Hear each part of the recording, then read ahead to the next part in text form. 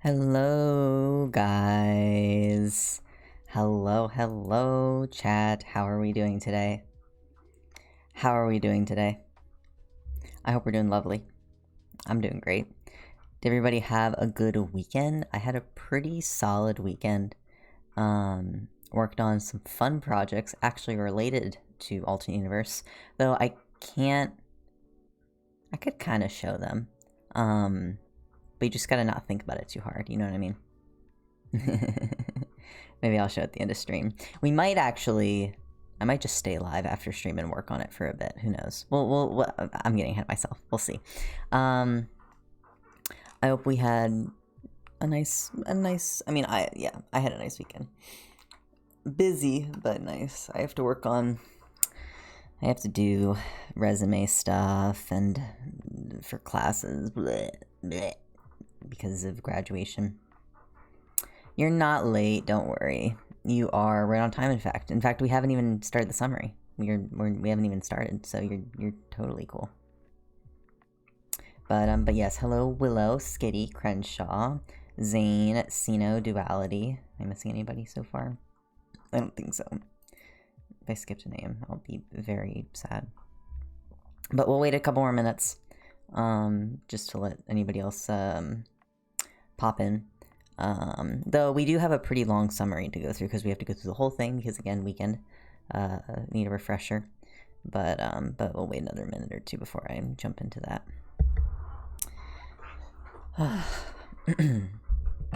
So I have, I don't actually know how noticeable it is, but I was recording, because I'm, the voice for Impulse in the Hermit Archives from the Archives podfic thing. That Johnny and Zeph run, and we recorded research question today. I had to record my lines for research question, which basically means I had to record the statement because it's an impulse statement, and so I have my pop filter on, and I don't usually have my pop filter on, so I don't know if it'll be noticeable. I think my mic is pretty good at not picking up the pops, but I also don't know. Oh, I'm so excited. Well, research question isn't going to be out until, what, like May? But Slumber Party came out today, and it was pretty good. I listened to it. I don't usually listen to the podfic episodes, but Slumber Party did come out today, and it was very, very good. Slumber Party was one I was particularly excited for because it was the first big, like, group one. We spent a lot of time recording it. So I don't usually just listen to the usual podfic episodes because I'll just like read the chapter myself. But when it's like ones that have like really cool special effects, like Elephant's Foot, or when it's like group statements, like Slumber Party, then usually I'll listen when it pops out. Where can we find the podfics? I can grab the link. Hello, Lunar. Welcome to stream. If you just look up Hermit Archives on YouTube, but I will grab it for you. This is the channel. So it is edited. We have a whole team that does it. Our voice actor for Grian, Tiz, bless his heart. I absolutely love Tiz. Tiz is great. Our fantastic Grian. I was working with him earlier, and we recorded a research question. So, but it's a lovely podfic. I'm a big fan, very big fan. Somebody also sent me an ask on Tumblr. Where is it? Somebody sent. I don't know how true this is because I didn't look into it, and because I'm talking about it, it just reminded me. Somebody sent me an ask on Tumblr today and was like, hey, Martin is trying to find Hermit Archives, just to let you know. I was like, what? He's what? So I don't know how true that is, because sometimes people just, take a comment and they just hop into anywhere and they kind of, exaggerate it. So I don't know how true that is, but if he is, that would be pretty sick. Oh my god, imagine we get a fucking guest star. We do have a Martin statement eventually. No, that's kind of a dream, but it would be cool.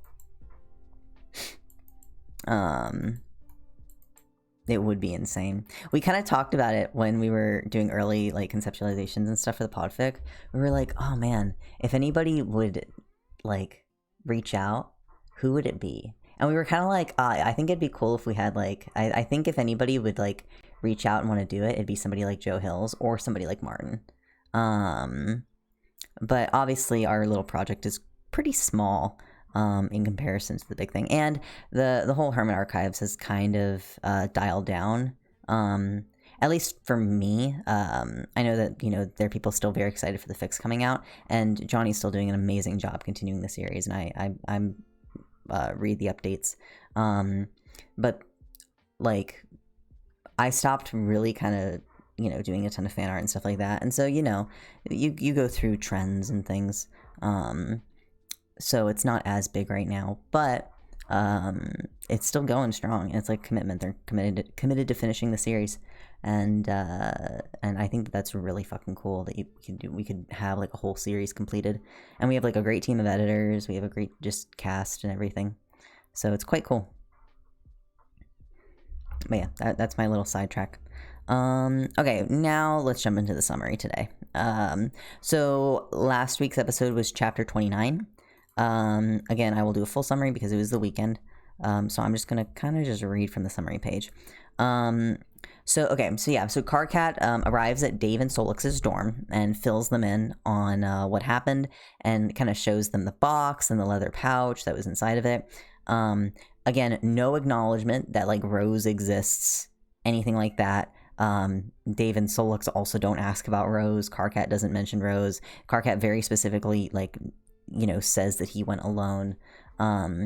Afterwards, he heads back to his dorm, and he has like this weird like feeling of loneliness, and us as the readers are like, "You're forgetting Rose!" And so, but Karkat's like, "Oh, I can't believe it. Just feels like there's something missing in my life. Like, oh my goodness." It's like, yeah, fucking dumbass. Anyways, he heads to work, and Kanaya ends up bringing up Rose, and Karkat like seems to like space out whenever he hears her name, or like any mention of her existence. Can't really like focus on it. And he like is like, yeah, like Kanaya's like, your roommate, and Karkat's like, I don't have a roommate. What? And Kanaya's like, okay, can we go back to your dorm really quick?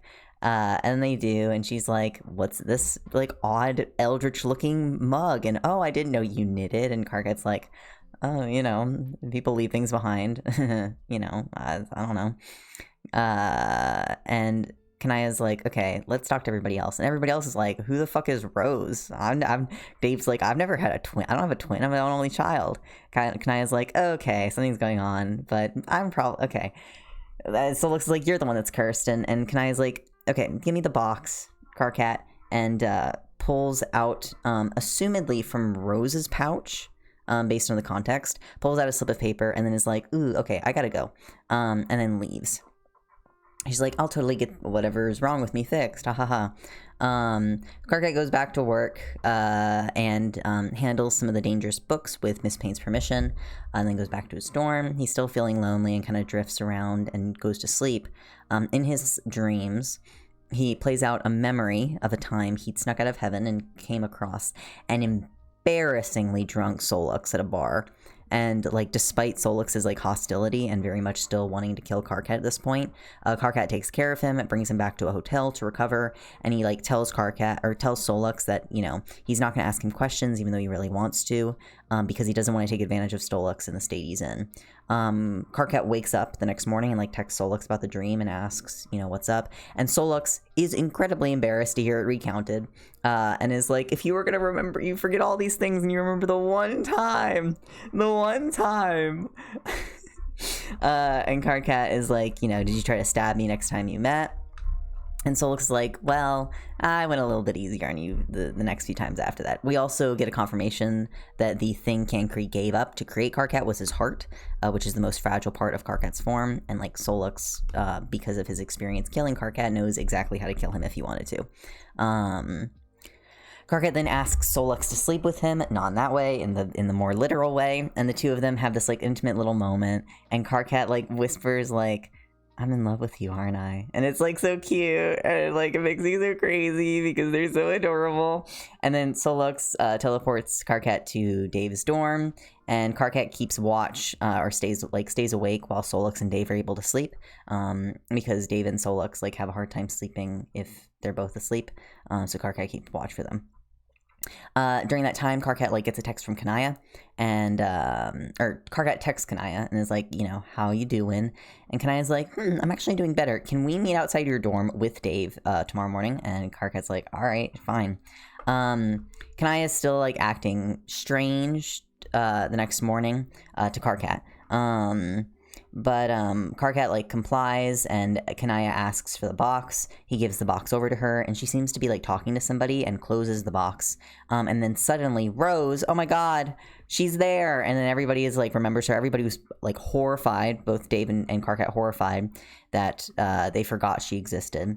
And like Rose is relieved that they can see her again. And Kanaya explains that the blanket that was found in the box is magically attuned to Rose, so it's incredibly powerful, and it is able to completely shield her existence if she like holds it. And the spell remains until it's put back in the box. And the only reason that Kanaya was immune to the spell was because she was the one who made the blanket. She has no memory of making it, but she assures Karkat, Rose, and Dave that she like knows her own craft and that this is definitely her handiwork. Dave immediately asks where his would be, because if Rose had one, then surely he does. Rose tells him that there was only one in the box, and that when she tried talking to Roxy about the blanket, Roxy wasn't like comprehensible. Dave then instantly like summons Solux to ask him about it. Solux also has no idea about the blanket or if Dave has one. Dave is kind of like pissy about it, and he leaves the dorm to go call Roxy.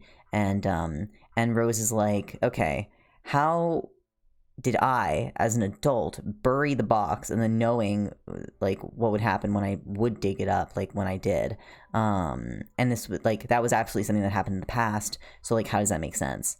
And they're just wondering like what the fuck was going on, and that's where we left off last chapter. So it is time for chapter 30. Press start.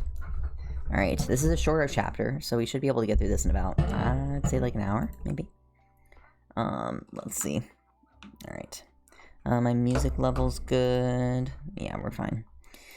All right, here we go. Press start, chapter 30. Let me actually put my headphones here. Take this off. Okay.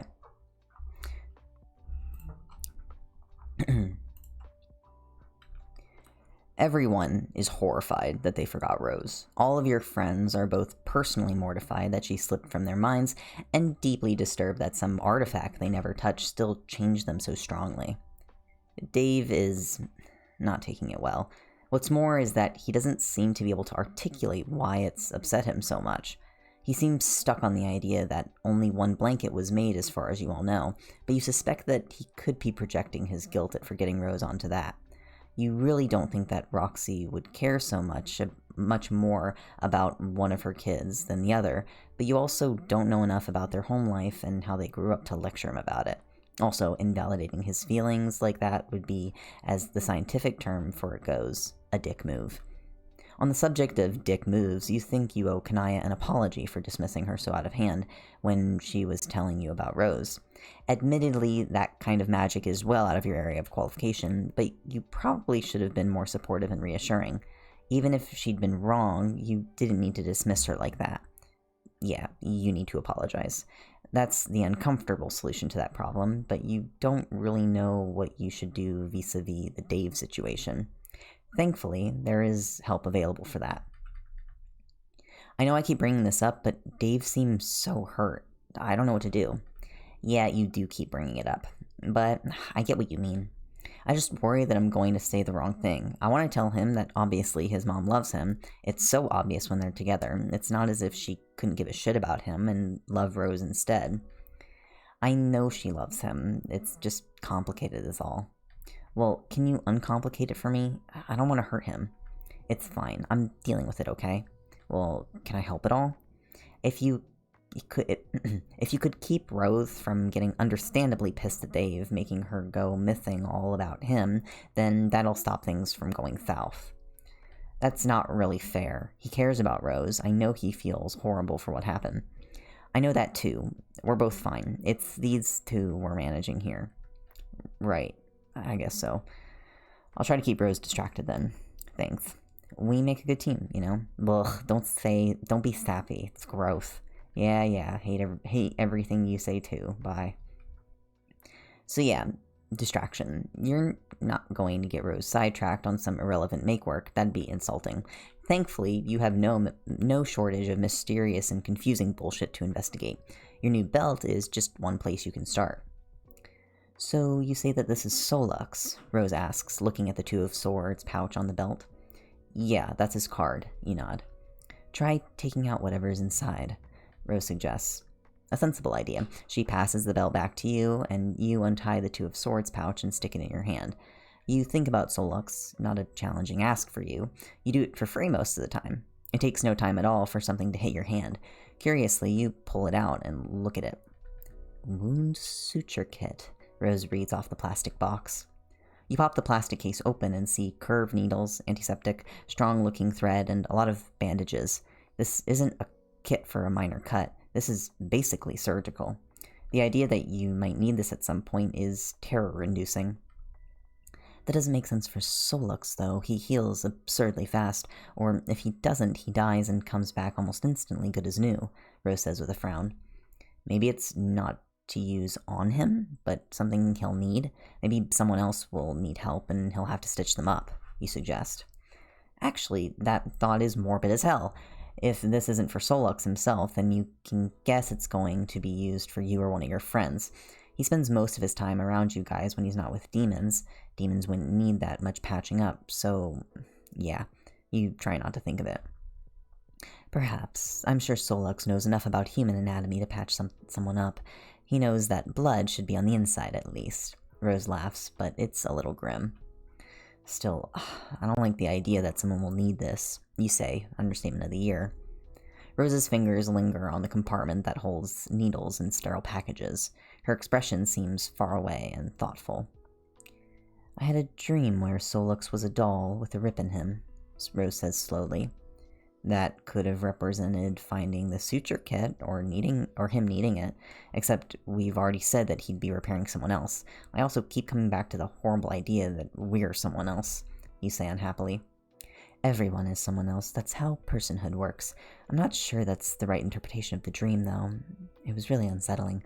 I passed it off as a nightmare before, but it stuck with me, she says and shudders. Well, there's no call for this kit now, so you store it back in the pouch. You have a look at the rest of the belt. A lot of these cards don't associate anything for you, but some do. This is Dave, you say, and reach into the one for the Knight of Swords. Putting your hand in, you think of Dave, of who he is as a person, and the connections he has. The way he's so sweet with Solux, how he's always got Rose's back, how kind he is to his friends, and how much you like him. You hold that all in your head and rummage in the pouch for a moment and pull something plastic and rectangular. Tapes. When you peer at the label, your eyes narrow. These are the tapes from your mom's interviews with demons. If these are taken from the library, I'm going to scream, you hiss, and peer at them closer. That's Mom's handwriting on them. It's entirely possible that those are the original tapes, and not copies made for the library, Rose points out. Except we do have copies of these exact ones in the library. I've watched them. Why would Dave need his own copies? You ask, but Rose just shrugs. This shit makes no sense.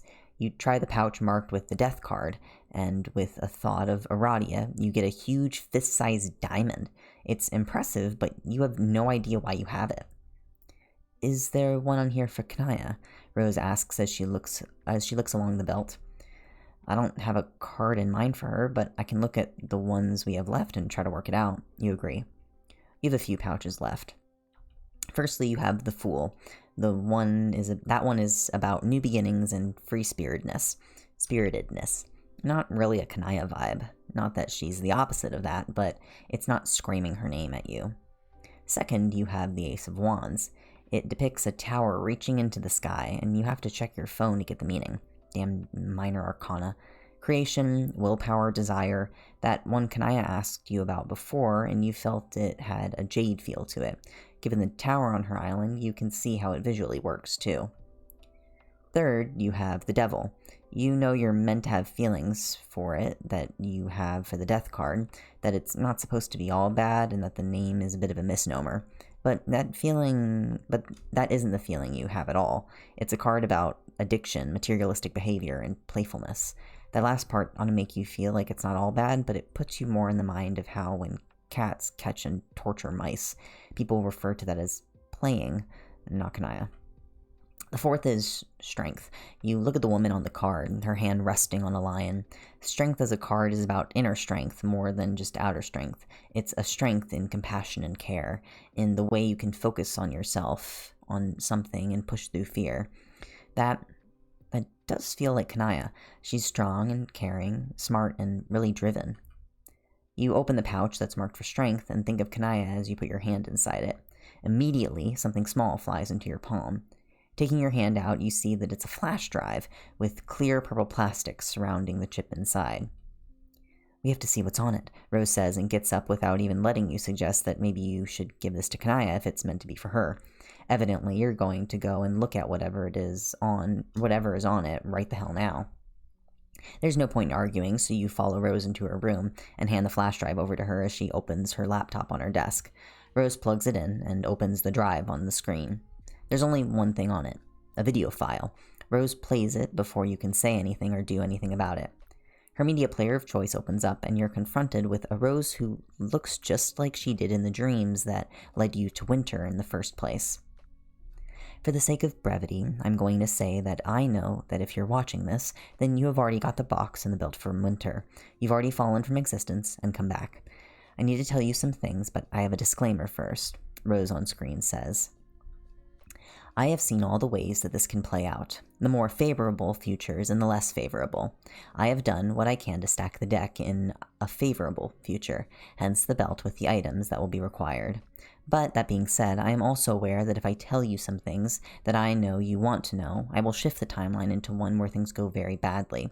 You know how this works. So let it be known that I am not being vague for my own edification here. I'm telling you all that I can, she explains.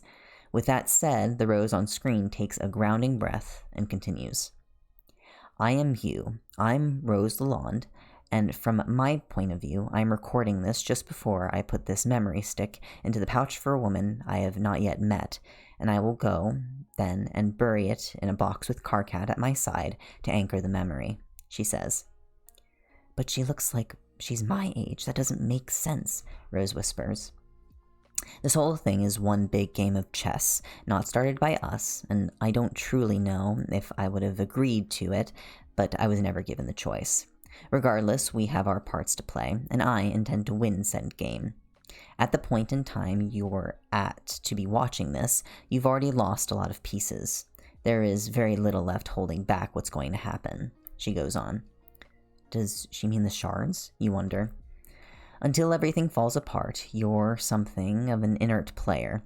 I know you don't like that, and your first instinct will be to find out how all this works so you can rip it apart at the seams. You will likely look at the people around you and doubt their motivations, their loyalty, their intentions. Almost everyone has their own agenda here, though some don't realize it just yet. I will say that the one person you can trust is Karkat, Rose insists, seeming to look out through the screen to you. Karkat is the single most reliable person you have. Regardless of what happens, he will still follow you, still help you, and he won't conspire against you. I'm not saying that because he's an angel. Far from it. I'm telling you this because he is Karkat, and it is vitally important that you hold him in your mind as someone who will do what you need if you ask. That thought is especially important. I need you to focus on it when everything else seems lost, she says emphatically. Rose sits back in her chair on screen and sighs. She seems tired and frustrated. I know there's questions, good ones too. You're wondering how I can be me and talk to you despite you being able to work out roughly when this must be. But I can't give you answers, so you'll just have to keep asking questions until you work it out yourself. Just trust Karkat and stay in the sunlight when you can, she finishes, and then without saying goodbye, she reaches forward to the camera, and the video cuts. What the fuck? You whisper. Nothing makes sense. Time doesn't make sense. I don't understand, Rose hisses. Well, you heard what she said. Keep asking questions, you suggest. Yeah, ask questions, and you're the only person I can trust, Rose agrees. That's not exactly what she said, but sure, you concede. This likely isn't going to do much for her paranoia about your friends, but at least she's not shutting you out. That's something. Still, that was really high praise and complete faith from Rose in the video. You don't know what you've done to warrant that, but you guess you're pleased about it. Maybe it's some kind of time travel, or an alternate past, a time spell, or maybe I'm not human, but no, I passed that test with the cube changing color. Unless there are other tests that could work with that, Rose mumbles to herself. We could go check things out in the library. I have work in an hour anyway, you suggest. Yes, let's go, Rose agrees readily. The two of you leave your dorm room with you grabbing a Pop-Tart on the way out because you've not eaten yet today, and you'll be working soon and won't have time to stop for anything substantial. Not that a Pop-Tart is substantial, but it's probably better than nothing, right? As you step outside and wait for Rose to lock up, you spot Terezi walking towards you. Terezi, hey, you greet her. What a nice surprise to see your dragon friend. She saunters over to you and then slaps your uneaten but open foil packet of Pop-Tarts out of your hand, where they break in half on the floor. What the fuck? What gives? You demand. You'll thank me later. Well, you won't, but everyone else will. Later, Terezi says brightly and walks off. That was rude. Do you want to go back and get another, or Rose offers. It was the last one in the package. Let's just go, you grumble, and pick up your broken Pop-Tarts. She managed to get both from the foil pack all over the gross hallway floor. You toss them in the trash as you leave the building and resign yourself to a hungry shift to the library. But first, you'll help Rose. You really don't know where to start looking in the library for this, but eventually you settle on spells about aging and try to work out if perhaps Rose is older than she thinks she is. You suppose that the same must go for Dave, seeing as they're twins, but he doesn't know anything about it either. Ordinarily, you'd think about asking Solux, but you highly doubt he could tell you anything. If he could, then he already would have, which suggests that either his maker has sworn him to secrecy, or whatever happened is something tied to the event. Or maybe it's not an aging spell of any kind at all, and you're entirely off base. Who knows? Not you. Rose is still researching when you have to do actual work. If it happens that you return a lot of books to her general area, then there's nothing you can do about that.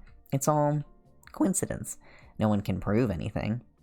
When you pass a section with books on determining species via magical means and obstacles to that, you have to just stop and read.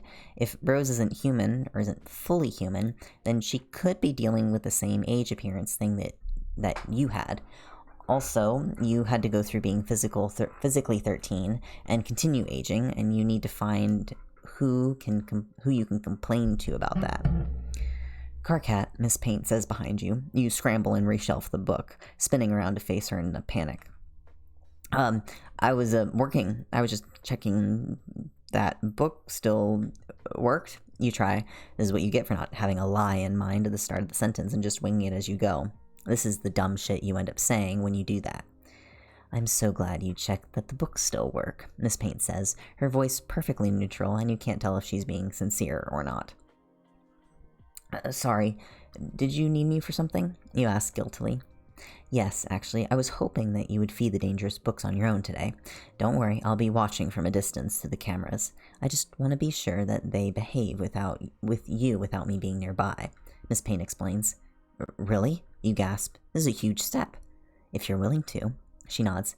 Yes, absolutely. Miss Payne gives you a sweet smile and leads you off. She watches as you prepare food for the books. You've done this part for Kanaya before, so you know what you're doing there. Your knowledge seems to impress Miss Paint, and you have to make yourself calm down in the elevator ride down to the dangerous books section. The books could interpret excitement as fear, and that's more likely to make them attack. Even as you try to stay calm, there are butterflies in your stomach as you unlock the cages to the books. You hold everything you've learned in your mind. You need to be confident, but alert. Show authority and strength so they'll respect you. You can do this. You've been in here before. You return that injured book after all. But it's more that this represents you being trusted to care for these dangerous books. You reach the final cage and loiter for a moment in the enclosed walkways outside of it, taking a moment to look the books over. There's a little movement, but not much. You feel very watched, and you suspect it's because you have food in hand. Part of you is tempted to wave the food around to see if you get a reaction, but it's probably smarter to not tease the dangerous books. As you go to unlock the cage, you manage to bang your elbow on the narrow walkway that protects the rest of the room from this area. With a quiet curse, you open the lock and step inside. The books rustle for you, but wait as you unhook the clipboard from the side of the cage. You've read up on these books, but there's warnings and things you have notes here to check. Deadly Plants and Their Uses by Thompson. The note says to change out the tray underneath if it's full. You crouch down to the bottom shelf and see that the black-bound book is sat on a narrow tray with a metal grid over it and is slowly dripping something poisonous into the tray below.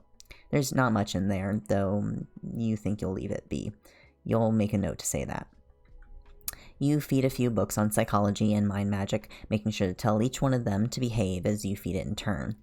When each one has eaten, you tell it that it's a good book and move on. Very gingerly, you feed an unnamed grimoire. This one has in the past stolen skin from librarians and unfortunate students, so you're careful to toss the chunk of meat at that one.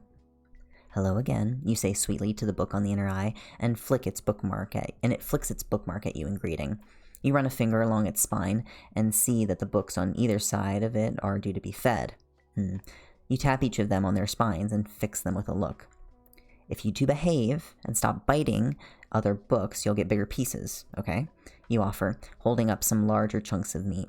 The books shudder in place, which you'll take as an agreement, and they snap up their food eagerly. Alright, that's everyone fed. Now you just have to do a quick inventory. You flip the sheet over on your clipboard and glance over the books. And then the lights go out. Just for a second, but it's more than a little unnerving.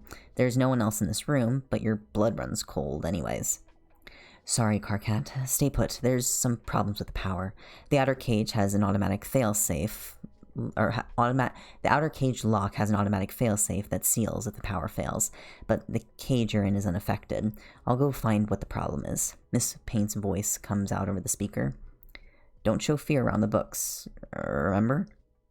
Sure thing, I'll just do the count when you're gone. They're already fed and happy, you say as if you're not concerned at all. You're very concerned, but you need to fake calm. You could retreat into the caged hallway, but you'd lose your authority with the books and not be able to care for them anymore. Just stay cool. You start checking the books off at the beginning of the alphabet, letting the monotony of the task soothe your nerves. You pause when one book on the shelf is out of place. Extra planar space should be over the other side.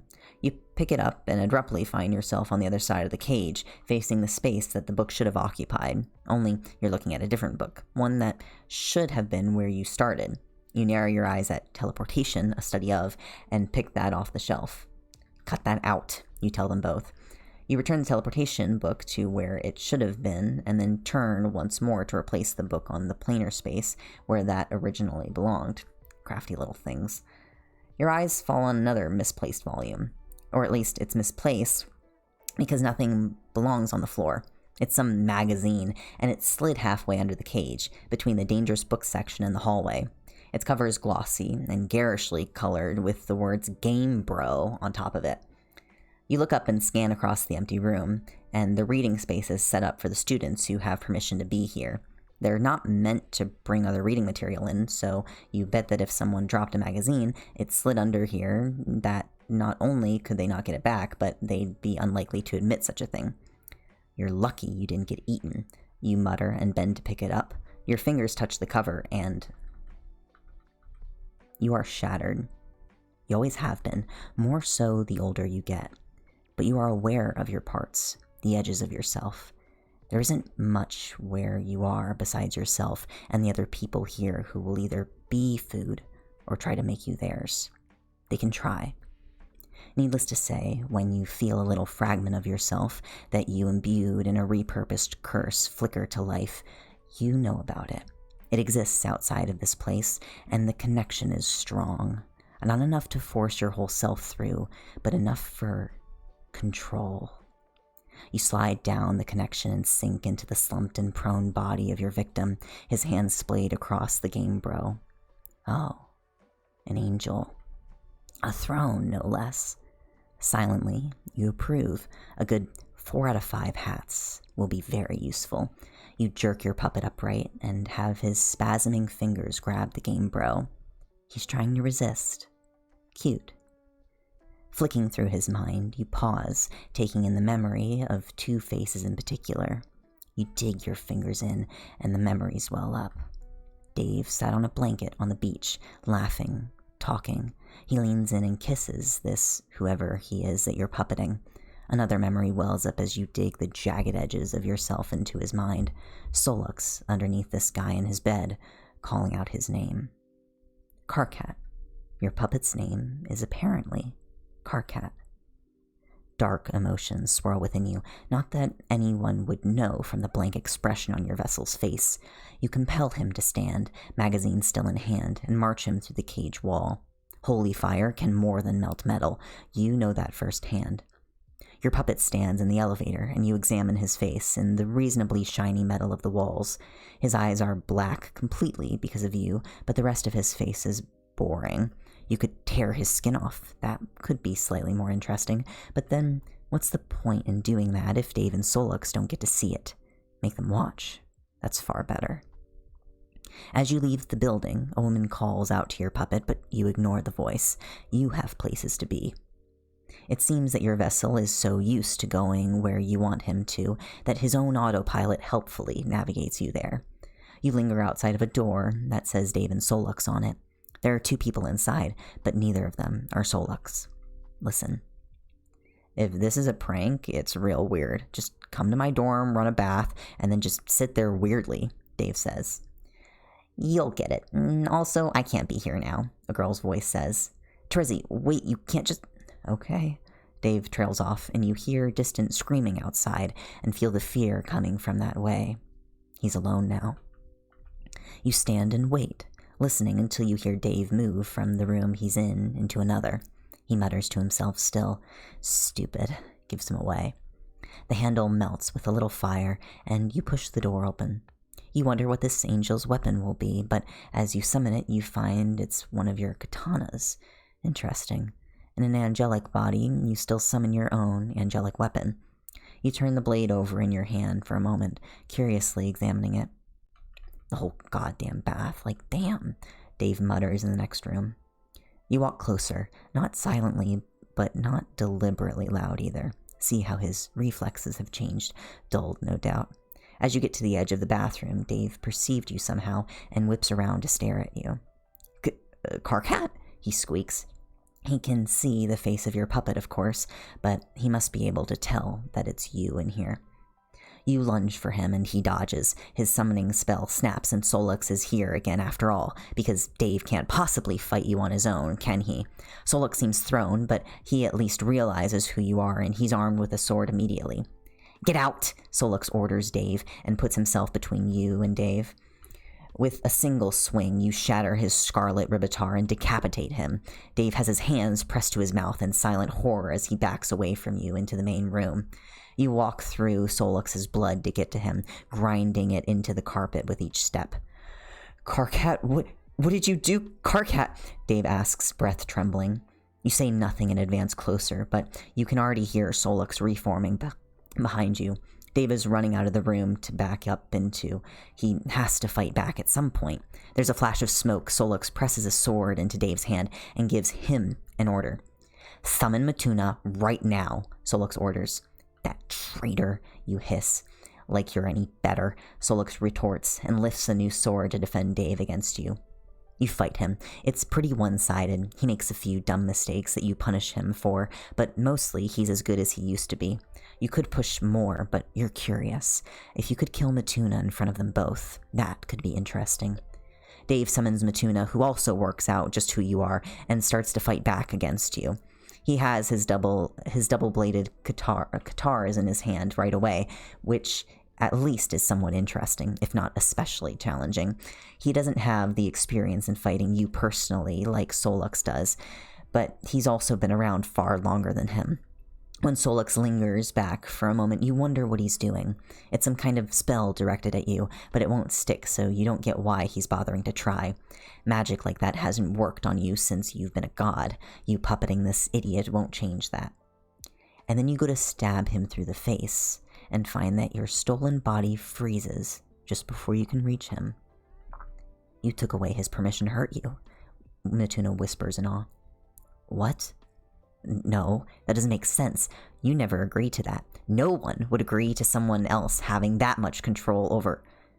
You pull back a little and look over this angel's stupid physical form, and among the other spells and vows on his body, there's a distinct surrender of control to Solux specifically. What the fuck? Solix slams his shoulder into you, and then him and Matuna force you against a wall. You're about to take the chance to unleash something especially magically creative. Maybe you'll melt them from the inside out. But before you can start to speak a word of any spell at all, Matuna's claws pierce your throat. His claws mangle this body's vocal cords and cut off another avenue for attack. That'd kill most creatures, but this body doesn't really need blood, and it takes more than that to destroy a throne. Even if they are beneath you, thrones can survive almost anything. Destroy him! Matuna barks at Solux, who raises his sword. The blade wavers in his hand, his expression pained. If this body's vocal cords were still working, you might ask him if loving the guy who used to have this body was making this difficult for him. You try to teach people, and they don't listen. Solux! Matuna yells again. Would he even be able to come back? There's no god, and... Solix hesitates. You try to claw out Matuna's eyes, but you're not successful, and it must be that attack that forces Solix's hand. Solix stabs you through the chest, clean through into the wall behind you. You look down at the blade, Reg's sword, sticking out of your little puppet. Too bad he missed his heart, and he knew to go for that too, didn't he? Guess he didn't have the backbone to do it. Maybe you should check to see if he has one now. You make your little puppet walk forward along the blade until he gets to the hilt of the sword. 2 more people burst into the room, a possibility given that you melted the door mechanism off and there's been a lot of screaming. Your eyes fix on one of the girls. It takes a moment, but you recognize one of them. She's the sister. Oh, if you could kill her, that'll really fuck things up for heaven. Adding kill her to your list of things to do. He's possessed. Straight up satanic possession, Solux shouts at the girls. Kanaya? Matuna gasps. Matuna? Kanaya exclaims back. We need water. Holy water, Matuna insists. Oh, I can... She starts. The bathtub is full. Do that, Dave interrupts. Oh no, you are not going into a bathtub of holy water. Not happening. Go, Matuna orders her and punches your puppet in the face. What's that in his hand? Dave asks. That must be... Who's saying this? Fuck, Solux. Maybe? Matuna. That must be what did it to him. Dave, have you got a bag, like a Ziploc thing? Matuna asks as he struggles to try to force you back to the wall. He has Solux helping him now, so it's even harder. Yeah. Dave nods and sprints off. Drag him in there. Kanaya shouts from the other room.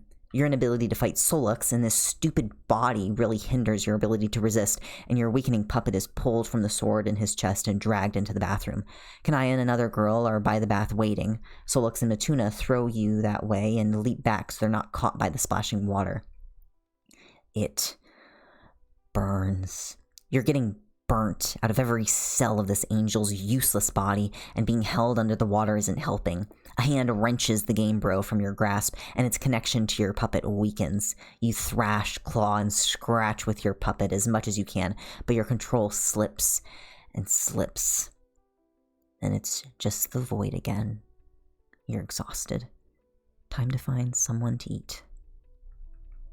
Oh, sorry, let me take a little... Oh, I like this. Anyways, I remember reading this for the first time, scrolling and seeing the black background with the orange text. Holy fuck! Oh my god! I'm interrupting the tension here. Was that a Homestuck character that possessed Carcat? Yes, it was. And if you know Homestuck, because I knew Homestuck and I recognized the orange text, you know who this is instantly, and you're like, holy fuck. Oh, fuck. My jaw fell to the floor. Yeah.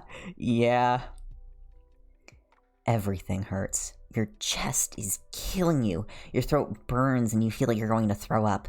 You struggle against 2 hands that are holding you down, holding you underwater.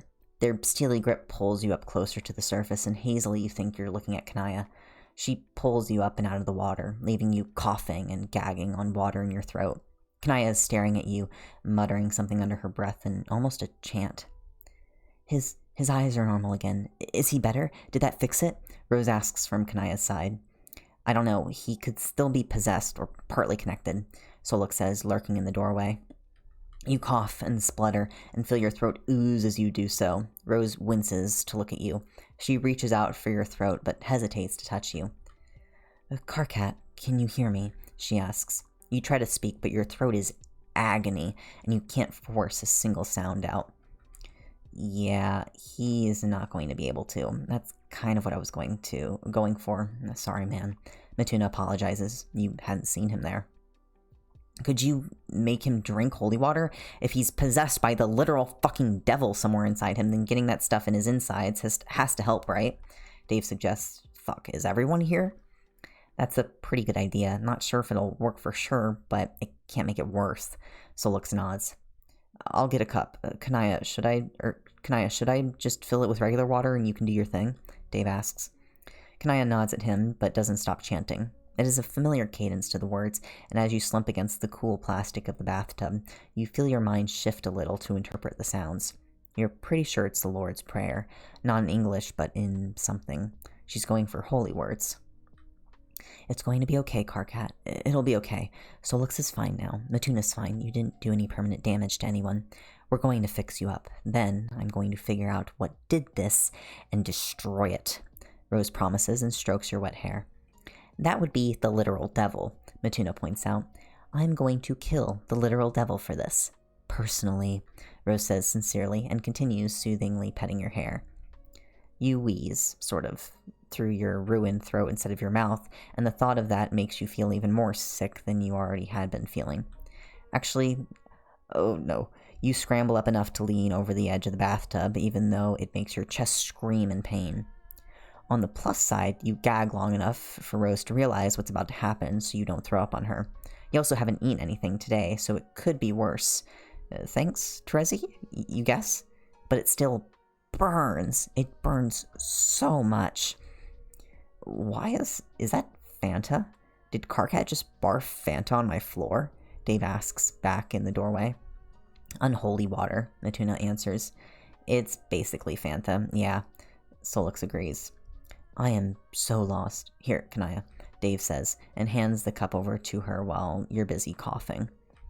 You feel a wave of magic, and Kanaya holds a red plastic cup before you. Rose gently supports you by the shoulder and helps you drink what you can. That at least feels cooling and soothing to drink, and makes your throat a whole lot less raw on the inside. Does he have to stay in the bath? Does Kanaya have to keep chanting? Rose asks. Pretty sure that whatever good that's done, it's already done. Probably better to get him out so we can patch him up, Soluk says. Kanaya stops chanting and looks at Rose. Do you want to grab his arms? I'll take his legs, she suggests. Rose nods, and the two of them manhandle you out of the tub, and Dave wraps a towel around you. Both demons keep a very wide distance from you indeed. Dry him off. I'll get bandages, Solux instructs. Dave and Rose and Kanaya gently take you over to the sofa and put you down on it. You can't talk, but you try to convey with your facial expressions and panicked wheezing that leaning your stabbed through back against the sofa isn't fun. Wait, this stuff will burn you too, right? Dave asks, looking over at Matuna. Really badly, yep. He nods. Clothes off, then, Dave says, and you must be pretty seriously hurt because there's no attempt at an innuendo there from anyone. It takes both Rose and Dave working together to get your sweatshirt off. It's only magic, so you suppose you could just make it go away, but right now you don't know if you can manage to do anything at all. Oh, fuck me, that's... Dave starts, staring at horror at your chest. Perfectly fine, nothing to worry about, Rose says with a forced smile, and tosses your sweater in the bathroom where it lands with a wet splat. The pair of them push you over to get your jeans off, and Kanaya starts gently drying your hair with hair and face with the towel in her hands. So, Matuna hesitates. Kanaya passes the towel to Rose and turns around to look at Matuna, who appears deeply anxious, as if he might bolt at any moment. We need to talk, Kanaya says sternly, and from your viewpoint, you can see the way she's pinning him in place with her stare.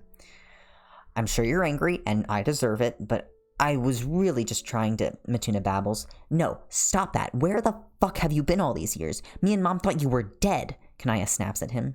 I was exiled in hell. I couldn't... He tries again. Oh, you have been, since the event, too, Kanaya demands, her hands on her hips. I didn't think you'd want to see me after what I did, Matuna mumbles. You're watching this. The twins are both watching this, but you all sure as hell try to look like you weren't when Kanaya turns around to face you. Sorry, sweetie. Can I grab this? Thank you, Kanaya says gently and picks up a pillow off of the sofa near your head. You give her a weak thumbs up, partly just because you want to know what she's going to do with the thing. You watch as Kanaya walks over to Matuna and starts smacking him with the sofa cushion in between each word. I waited over 2,000 years to see you again, and you thought I didn't want to— Oh. Kanaya pauses and you realize that the cushion has got impaled on Matuna's horns and is now kind of stuck. I turned you into a vampire, Matuna says softly, and pulls the cushion off. You saved our lives, you complete fucking moron. We'd been so worried about you. Your family. Kanaya sniffs and grabs Matuna into a hug that looks a little painful. I couldn't do anything else. They wanted to kill you and take you down. Heaven made me watch Signless die. I couldn't— not your Dolorosa too. Matuna chokes out and holds on tightly to her. It's okay. We made it. Thanks to you. It's okay. Kanaya sniffles. I have so many questions, Dave says quietly. Same, but let's help Karkat first, Rose says softly, and no one wants to interrupt what is clearly a heartfelt moment over there.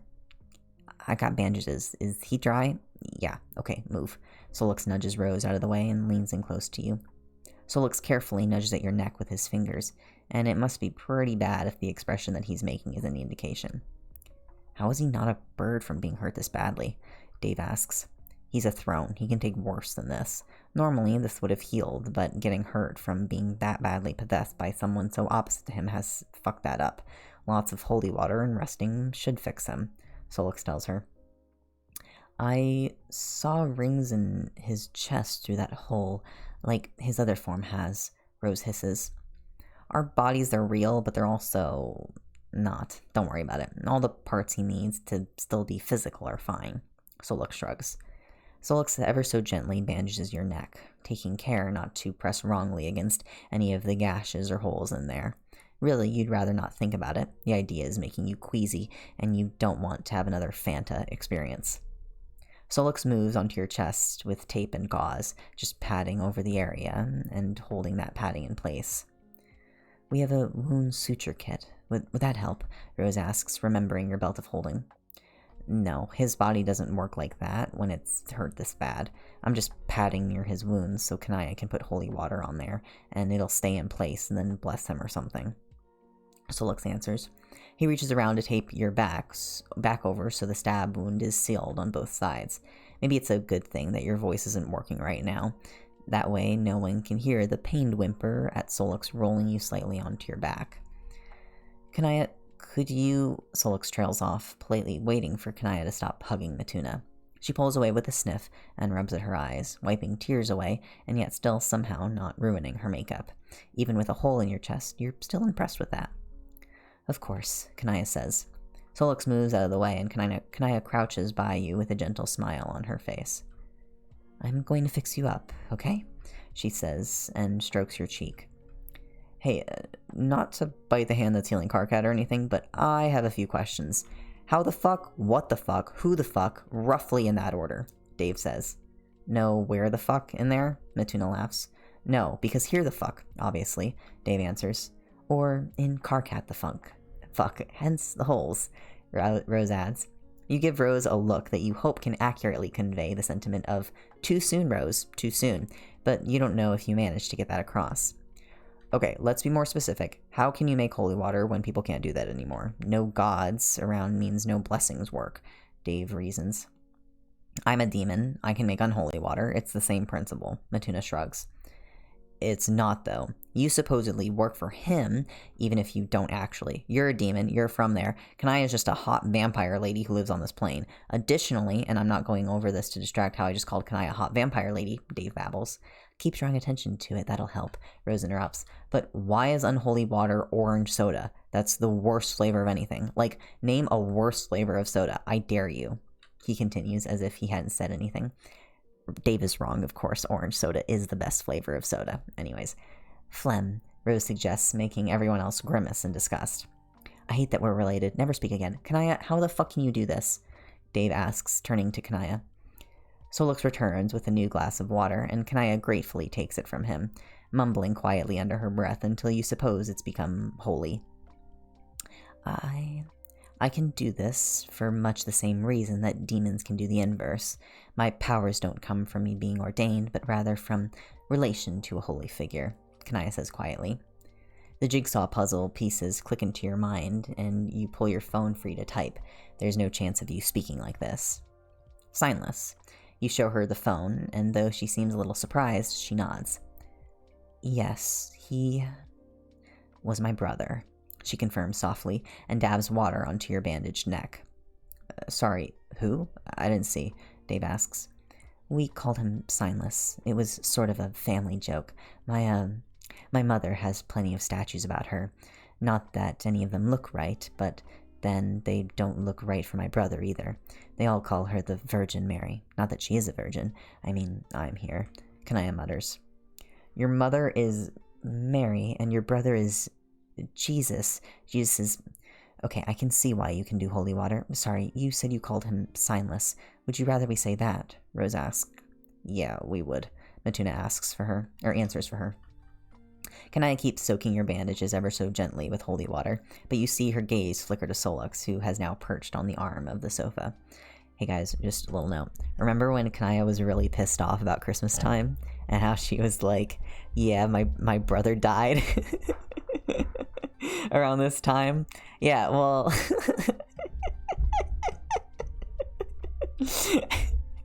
well, her brother is Jesus. That's, you know... Whoops. That's like the ultimate, like, man, I fucking hate Christmas. I feel like you're justified in hating Christmas at that point if your brother is Jesus. She wins. She's allowed. She's the only one allowed.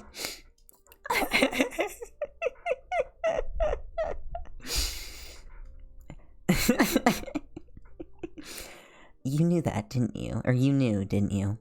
She asks him finally.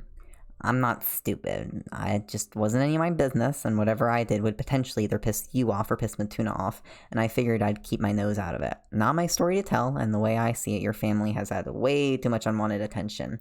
I figured I should leave you alone. Solix answers with a shrug. I suppose I can see the sense in that, though I would have rather found Matuna sooner. Thank you for the consideration, though. I appreciate it. No problem. No kid asks to suddenly be the child of a god and get dragged into that shit. It was a pretty rough deal, and I feel pretty bad for your brother, all things considered, Solix says. I knew your brother, in heaven. I have a few memories of him, even if I've lost most of them. You type quickly on your phone and show to Kanaya. What? Really? What do you remember? Is he okay? Kanaya asks you urgently. He was nice to me. I think they kept him separate from most people. He caused a lot of trouble with his ideas, I think. As far as I can remember, he was the only not shitty person there. I think my maker was meant to be him, but better. You said that your relative, your maker, was terrible, though, Kanaya says slowly. He was. They made him to be like your brother, but better, without human influence. Then he made me to get rid of the parts of himself that he didn't like. Signless said he liked me better. I think he thought it was ironic.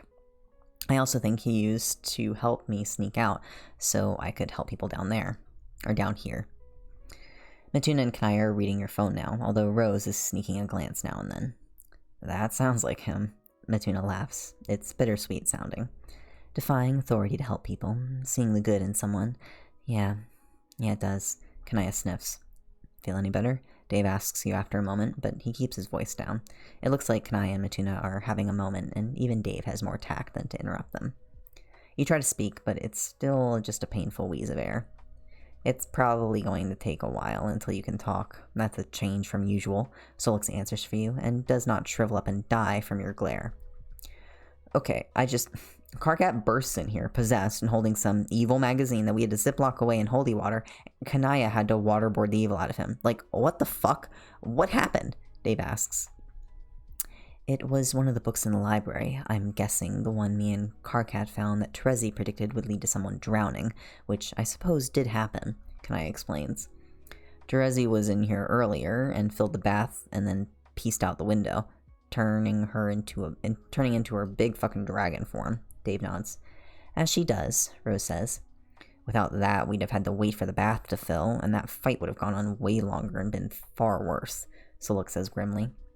Okay, but how does a book get Karkat possessed by the actual devil? Dave asks. I'm curious about that too, Rose agrees. It's kind of a thing he liked to do. Curse things and connect them to his soul so he could fuck people over just because he could. I'm guessing he only picked up on Karkat because of its species, Solix explains. I have a better question then. Why did he make Karkat come right here? Was it some attempt at torturing Karkat by trying to kill someone he's dating?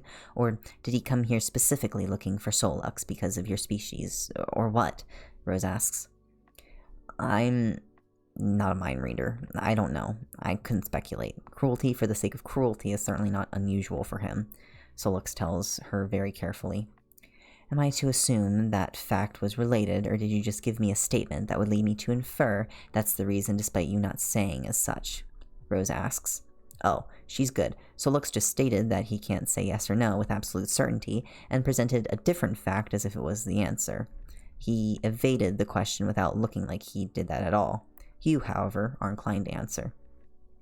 He wanted Dave and Solux. He rummaged through my brain and Solux yanks your phone from your hand in what is clearly a moment of panic and just eats the whole thing. I know you don't have to eat, and you can eat almost anything, but did you have to do that, man? Karkat's gonna need a new phone every month at this rate, Dave groans. Also, you just took Karkat's only method of communication right now away, which is both cruel and highly suspicious, Rose tells him menacingly. Karkat shouldn't be talking anyway. He should be sleeping this off, Solux says. Sleeping off the holes in his chest and throat? I'm all for the restorative power of a good nap, but I don't think that's gonna work just like that, Dave points out. It'll help. Matuna, could you... Solux nods towards something on the other side of the room. Would you help me? Matuna asks Kanaya, and she nods. Yes, I think we should take that book back to the library and explain what happened. Kanaya nods and stands up. Come on. Solux flicks his hand and you float up in the air. Your throat is too destroyed to protest, and everything else hurts too bad to even try to stop Solux. Not that you think you could. Hey, wait, Rose protests, but Solux already has you through the door of his room and has shut the door. Solux doesn't have a bed on the floor, so much as he has what looks like a giant beanbag on the ground, only it's way softer and doesn't feel like it's filled with polystyrene balls. Of course, he still has those feather hammock things that you put glitter in, but he's not thrown you in one of them. He lowers you gently into the thing and crouches at the edge of it. Alright, you're going to need to sleep, but I'll stay here with you. I'll make sure nothing gets worse and get Kanaya back here if I have to. No one's getting near you without going through me, so you can just switch off completely, you know? Solux reassures you. That's all very nice, but not what you want. You click your fingers in his face to get his attention, and then point at your other wrist, the one with your phone charm on it. Ah, you figured I didn't eat it, Solux says under his breath. Your theory is that he must have palmed the thing into his void. Sure enough, Solux pulls your phone unharmed out of his chest. If you tell Dave that he came here for him, then you're only going to scare him. I've got his back. You don't need to say that, so just don't tell him. Please? Solux pleads, but he hands you your phone back all the same. You don't know what to make of that, but you can deal with that later. You open the notes application on your phone and type out what you want to say. You stabbed me in the chest. Yeah, I'm sorry, it'll heal. Solux apologizes and looks away guiltily. You said before you had to destroy my heart to destroy my body, or at least that's the easiest way to do it. You did a pretty good job when you pasted yourself on the Nevada desert at hundreds of miles an hour, but that's harder for me to do to you. Solux laughs a little weakly. You said you got used to doing it every time. You destroyed my body a lot, right? Yeah, well, but it's not like that now. I don't like hurting people I care about, Solux tells you earnestly. You missed. Solux hesitates. You missed on purpose. I couldn't do it. Matuna can take care of himself, and if you've been trying to kill Dave and I had no other choice, then of course I would have done it. But the only one in danger of dying then was me, and it doesn't stick, so I couldn't do it. Solux isn't looking at you right now. He's looking off to the side with his shoulders drawn up defensively. Or maybe he's just making himself look as small as possible. The gods are gone. If your body got fully destroyed through your heart, so you couldn't even be a bunch of birds to get better, then you'd go back to heaven. There's no one there to give you permission to get a new body, and even if there was, you'd probably be in so much trouble for everything you've done. I'd probably never see you again. They might even destroy you, kill you properly. I couldn't do that, Solix insists, and when he finally looks back at you, it's clear that he's tearing up. You wish you could speak, because typing just isn't the same. You reach out a little blindly beyond the cushiony bed and squeeze his arms as a gentle reassurance. You take your hand back only to type. It's okay. No, it's not. I stabbed you through the chest. You're not just some angel stalking me anymore. You're my kinesis. You're my friend. I don't hurt people who... Solix's breath hitches. You had to stop him. You try to show the message, but Solix's eyes are all scrunched up now, and there's slightly gold-tinted tears leaking out of the edges of his eyes. It's something to see someone with 4 eyes cry, but it sets you off as well. You need him to see your message. In fact, you add more onto it. It's not your fault. You did the right thing. I love you. Dumbass still has his eyes closed. With effort and a wheeze of pain, you shift yourself closer and go to slap him on the arm to get his attention. Your arm locks up and freezes just a hair's breadth from his body. Solix startles, and you're pretty freaked out too, managing nothing but a panicked squeaking noise from your throat. Oh, fuck, sorry, you can hurt me again, if you wanted to, Solix says awkwardly, and you give him a look of disbelief. All the same, you try again and manage to harmlessly swat his arm. Okay, you have your bodily autonomy back. Time to shove your phone in his face. Solix reads, but clearly what you've written isn't cheering him up much. In fairness, you did nearly die, and he did nearly have to effectively kill you. You've both been through a lot, and he held it together out there. You wouldn't begrudge him losing control of his emotions a little in private. With fumbling hands, you put your phone away and hold your arms out to him, opening and closing your hands quickly as a gesture to get him to come closer to you. Solix leans over, and you gently pull him down into the soft cushion-type bed with you. He has to be careful to not touch your injuries, both so he doesn't hurt you, but also so he doesn't hurt himself on the holy water-soaked bandages. It's okay. I'll stay awake, he promises you quietly, almost whispering into your hair to do it. You nod as a vague confirmation that you heard him and close your eyes. You let your hand drift over to the bandages that wraps around your chest, over your heart, and you can feel how the cut is just below where you know Cancre's red mark is. He couldn't kill you, but you killed him. You were made to do it, at least. You tip your head back and reach up to his neck, to the place where you sliced his clean off. You mouth sorry at him, and he seems to realize what you're saying. It wasn't you. He's done way worse to me anyway, Solix assures you. Right, now you need your phone back. Is he your maker's maker? Yeah, Solix confirms, oh so quietly. If I ever see him, I'm going to fight him. I hope you won't, but if you do, don't fight him. You'll die, Solix whispers. I'd rather die than leave you dealing with that son of a bitch alone. I could hear him in my head. He sucks. Fuck that guy. Fucking... No, you're an idiot. Go to sleep. Solix huffs and shoves your phone down into the bed and out of your hands. In retaliation, you go to jab him in the side, but he doesn't really react. Extra rib, bitch. Now go to sleep, he hisses at you. But he seems kind of pleased to have defeated your attempts to attack him. That's better than crying. You can sleep with Solix being smug. That's better than devastated. You yawn, regret it immediately because it hurts your throat, and then start to doze off. There's a vague feeling of time passing. You can hear voices of people you know, but Solix doesn't leave even as they talk to him and try to talk to you. There's only so long that you can sleep, though, especially if Solix is sitting up and talking to someone else. It's not like she's going to fire him, right? It wasn't his fault. Solix whispers, Ellipti, you should definitely leave immediately and go watch the VOD.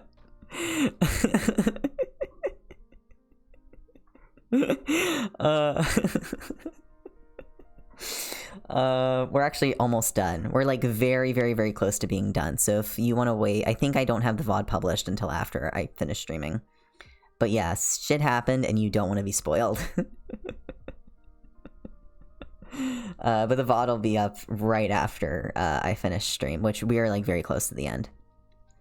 So yeah, I don't recommend you being here. But anyways, I'm gonna keep going. It's not like she's going to fire him, right? It wasn't his fault, Solix whispers. Well, she wants to see him anyway. I couldn't tell her that he couldn't come in without explaining. That it was because he was hurt. Then she insisted. Rose protests quietly. You could have lied better, Solix hisses at her, and his tails flick irritably on the bed near you. Just let her in, Rose tells you. He's really not in any trouble. Miss Paint's voice floats over to you, and you hear Rose yelp in surprise. You guess she didn't realize how close your boss had got to her. She can be very stealthy when she wants to be. You shift and tap Solix on the tails to let him know that you're awake now. His shoulders slump as he accepts defeat, and he helps you upright as your boss moves past Rose and into the room with you. Oh, sweetheart, you really have been through the wars, haven't you? Miss Paint says sympathetically. His throat is too hurt to talk, Solix explains for you. It's pretty notable that he's put himself firmly between the two of you, even if he's looking quite casual about it. He's definitely acting as a barrier right now. I'm so sorry, Miss Paint. I completely failed at everything, and I know I let you down. What? Solix sneers, angry at your apology. No, not at all. That book escaping and getting you drowned was a prophecy. You couldn't have done anything to avert it. Besides, I'm the one who left you unattended, and what I've now come to realize was that book's escape attempt. Although it looked like a very damaged magazine, when it got back to me, I know it was the same one, she tells you. But I got possessed. Yes, but again, you didn't do anything wrong. You stayed put and did what you told me you were going to do. Sometimes these things happen. Library work is dangerous. A few of the books escaped, but we've rounded all but one up, she tells you gently. Mentally, you list through the ones in your mind of all the books in that cage. Is the teleportation one loose?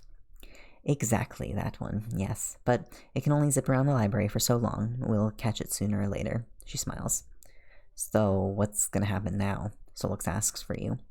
Well, I'm not sure how long this will take to heal. I'm sure you're getting medical advice from someone about this, but I'll write you off on the schedule as injured in a work accident, and I'll send sick notes through to your teachers as well until you come back to me well enough to work and go to class. Miss Paint says in a no-nonsense tone that doesn't leave any room for you to argue, not that you'd even try if you could still talk. You need rest and to recuperate. Don't worry about anything else, okay, love? Miss Paint says and pats your knee gently. You nod and then wince at the movement. All right then, feel better. And you, look after him, okay? She tells you both. Solix seems satisfied, and with some polite goodbyes, Miss Paint excuses herself and leaves you alone with Solix again. I can see why she's able to keep Spade slick in line, Solix snorts and curls himself around you again like a comma all tucked up against your back. His fingers wander over your body, and you can feel that as well as the giant cuts. You have some pretty nasty bruises and bumps that come up since the fight. You halfway want to ask him how you used to heal before you lost your memories, but that probably won't bring up great memories. It's not that you go to sleep again. Instead, you manage to phase out of your awareness, like you did that one night you stayed up awake for Solix and Dave. Some kind of angelic power-saving mode or something. You don't even think you're breathing. Or maybe you do sleep. It's hard to tell. You know Solix is right there pressed up against you because obviously you can physically feel him, but you think you can feel his whole deal, like his essence or soul or whatever. You're both technically not really physical beings, right? Maybe you're just used to picking out his particular vibe by now that just clicks in your brain. Shit, do you even have a brain? You know you have a physical heart, and you know you bleed, but Rose said she saw rings inside your chest before. Your whole body is like one big placebo effect black box. You eat, you breathe, you appear to have normal bodily functions, but who knows how any of them happen. What would happen if you went in an MRI machine? You'd be curious to find out if it wouldn't expose your whole species information to everyone. Hazily, you open your eyes, and Rose and Dave swim into focus, sat on the bedroom floor on the sofa cushions that they've dragged in for that purpose. You try to move a little and wince at the strain it puts on your chest. Hey, he's awake again, Dave says, perking up. He's breathing, at least, Rose notes. You try to tilt your head down to get a better look at them from your laid-down position, only to find that something is in your way. Something red and blue and covered in scales. You try to ask what's going on, but your voice just squeaks. Your whole body feels like it's wrapped in coils of a giant snake, of Solux. Oh, yeah, Kanaya took off your bandages to change them, and he just did that. I think he's helping, Dave explains. Oh, good. Well, at least you're not going to burn him with holy water or anything. You're not really sure that he is helping, though. You don't see how a demon could heal an angel, but this is also a pretty nice full-body hug, so you're fine with it. Solix's head drifts up from where it was seemingly resting on your stomach, and you vaguely stroke his head as a thanks for keeping an eye on you. We've told the others about what happened, but Solix seemed pretty adamant that we not move you while you were healing, and we thought it best that you were forced to see as few people as possible in your current state, Rose explains. Do you mean injured or only wearing boxers? Dave asks. Both, Rose answers. Your boss was here. You talked to your boss in your underwear. Fantastic. Chapter end! Oh, what a chapter! Oh my goodness, what a chapter! Oh, what a little bit of a delight. Oh my god. What a chapter, dude. Oh my god. Do you guys see why I was excited last week? Oh, the tone, when you see the black background too, it's like a fucking tone change, and you're like, holy shit, and there's like little gifs and images too. Oh my goodness. It's so neat. It's so cool. Oh, it's so fucking cool. Also, I will say, if you read Homestuck before you read this fic, even if you, in theory, read this fic for the first time, there is like a lot more reveals or a lot more like things you can imply from like context, like previous context from Homestuck. If you haven't read Homestuck, you're going to get less information. So I'm not going to like say anything or explain anything because I think it's still interesting for people who haven't read Homestuck before, and you'll eventually get the information for the reveals. But this was fucking huge. Even some of the stuff that comes later, there's like implications. Like some of the explanations that happen. There's big, like, you can put some things together.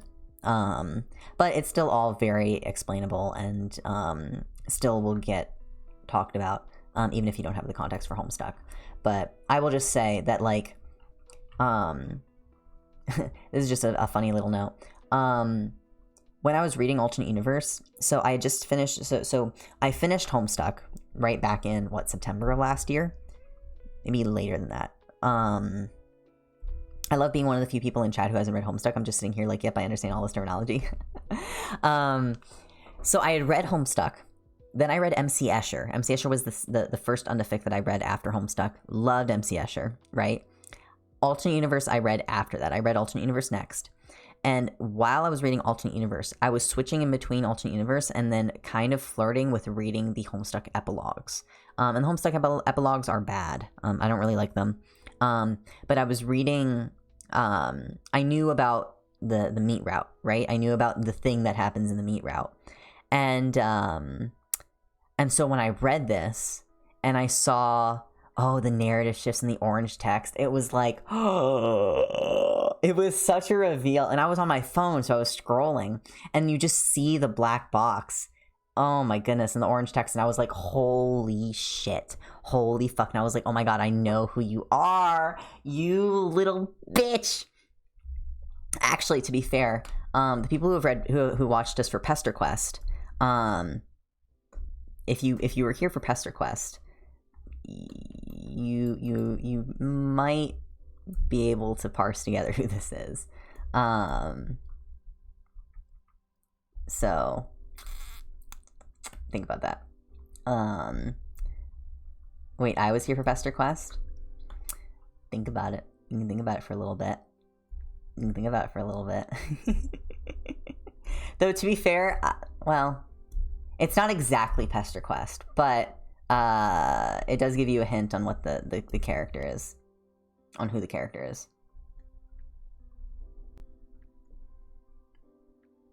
I have a little idea.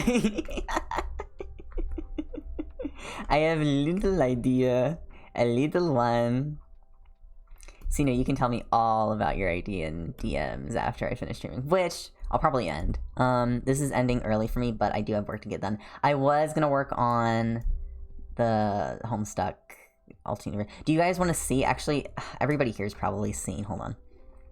Let me starting soon. Hold on. Not starting soon. Let me do this really quick. I'll just pull it up. And I'm also...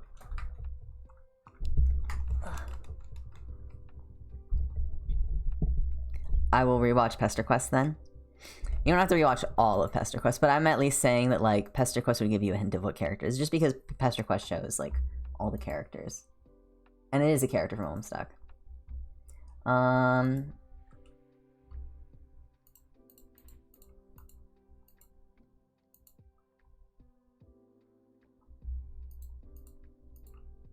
Okay, I'm gonna show you guys this. Just, there might be like a shot or two in here that you just... Actually, I don't know if I want to show this. Okay, there is like maybe vague spoilers if you think about it too hard. If you just don't think about it that hard, you're fine, okay? But I am gonna show a little clip. I'm gonna show the animatic I'm working on. So if you want to not have any implications, just, maybe pause, like go away. I'll end stream after this, so you can just dip. But you can stick around. It's only like, what, 25 seconds? But just turn your brain off. Don't think about it. Okay. Turn brain off for like 10 seconds. Okay. We all love that. Right screen.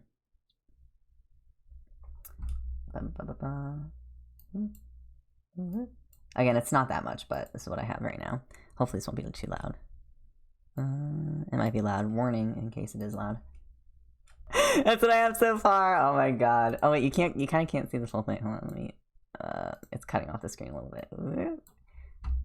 But yeah, I'll play it one more time. Okay, so here's the general idea. So like, obviously it's gonna have like a lot of like, sequence, or like kind of actiony sequences, not actiony sequences, but the actual opening has a lot of these like little clips that like are only like a few seconds, and that's kind of what I was trying to imitate back here. Like if I mute this sequence, it's like quick, these like quick clips that kind of don't have a ton of context. And I'm kind of trying to replicate that, but then there's this part here when the music goes like that. My idea is, because we're introducing the characters, this part is going to be in my head when Mindfang is like attacking Rose, and Karkat is going to like he's going to like look up, and he's going to like jump in the way with his shield out and like blocking the attacks, and it's going to be like this like really cool like burst of power. Like, again, listen, imagine in your head. Ready? He's looking, and he looks over.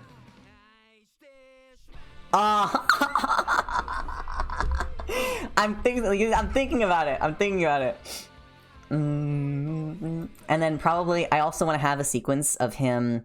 Remember the time, again, in Mindfang's class, when he's walking to the fire, and he's walking, and he puts himself on fire, and he like destroys the dummies, like that, and he's gonna be walking. But remember, there's also that moment where while he's doing that, it's talking about how this is like familiar to him, and it reminds him of like walking through like a burning building, like saving people. The background is gonna shift a little, and it's gonna fade, and we're gonna fade between the classroom and the burning building as he like walks forward slowly.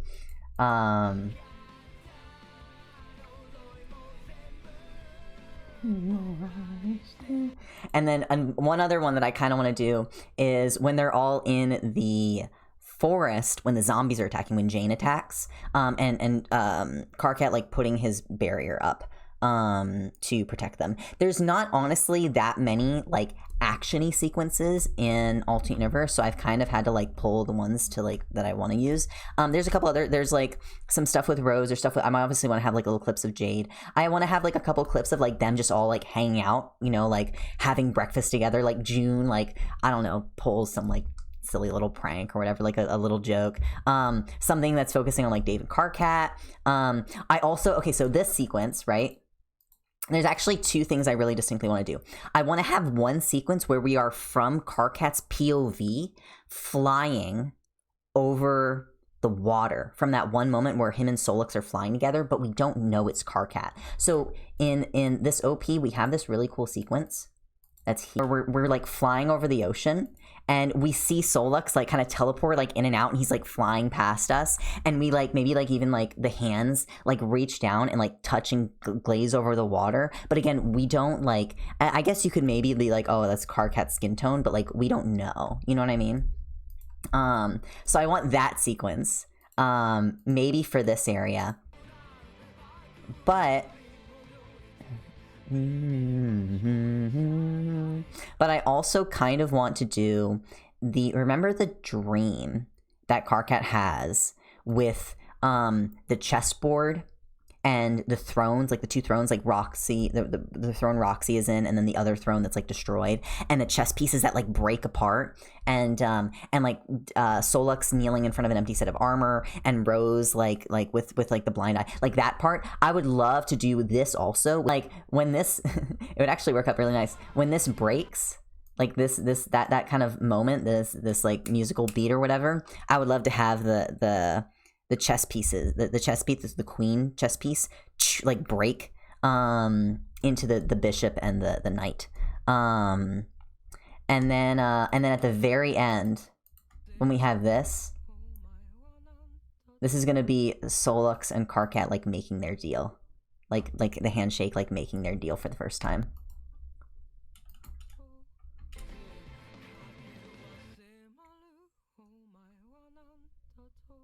Either that. Oh, actually, I can't say this. Okay, I'm not going to say that because it's kind of spoilery, but I'll say it in the Alternate Universe channel in Discord. It would be implied spoilers, but yeah. So I have like so many of these ideas now. This is a big project, so it's like how much of this is going to come to fruition. I'm hoping all of it, but it's going to take me months. But I'm very driven. I'm very motivated. I have a lot of ideas. I also like, I want to include, what are some other moments that I have? I want to include like Karkat on Everest at some point. I want to include like Karkat communing with the spirit of the library, maybe like something with Death and like Spade Slick. Rose and Karkat like dreaming together or like communing together. I would love to include something about the tarot cards. And even maybe something about the tea leaf reading. This is all focusing kind of on like pre-angel reveal Karkat. Like there's some stuff that implies later things, like obviously the winter stuff implies like later, but like I mostly want to focus on pre-angel reveal. So not showing any super clear like distinct angel imagery, just like stuff that's implied. But like again, like flying with Solux, Karkat helping Jade. So I guess again that's, you know, and angel stuff. It's like a trailer. It's a trailer, but with kind of spoilers if you squint too hard. Now, to be fair, most anime openings are like that. I'd also love to use like the green moon at some point as like a thing. I was kind of thinking of this shot to do with the green moon, but I kind of like the idea of this being like a daytime shot. Of just like an establishing shot of Salem. Also, this is going to be a white cockatiel or cockatee. Whatever the birds are called. Cockatoo, that's what it is. Cockatiel. A white cockatoo to reference Karkat. Cool, so I won't be tempted to put every frame of this into my printed copy. Be a lot of frames. So yeah, so I'm excited about it. And it's gonna be a fucking trip. Now, and this is like my passion project. And then as soon as I graduate, oh my god, when do I graduate? It's like May 16th or something. It's like middle of May that I graduate, and then I'll have 2 months until August when I move back home with my parents, and I'll probably have to like get a job, and I'll, you know, start focusing on stuff. But for those 2 months over the summer, I have my apartment. I'm not moving anywhere. No school, just time to work. I'm gonna open commissions up again, but just time to work on commissions, and specifically to work on fun fan art animations, specifically this. All my time and investment into it, it's gonna be like I was working on How Far We've Come again. I'm gonna put every fucking hour. I'm so excited. Oh my god, I'm so excited. I'm so excited to graduate and be able to just work on this. But yeah, so there's fun little teas for you. I'm also kind of thinking of redoing this first shot, but I'm gonna wait until I until I finish before I start redoing or remaking shots. And this shot is gonna get more in betweens.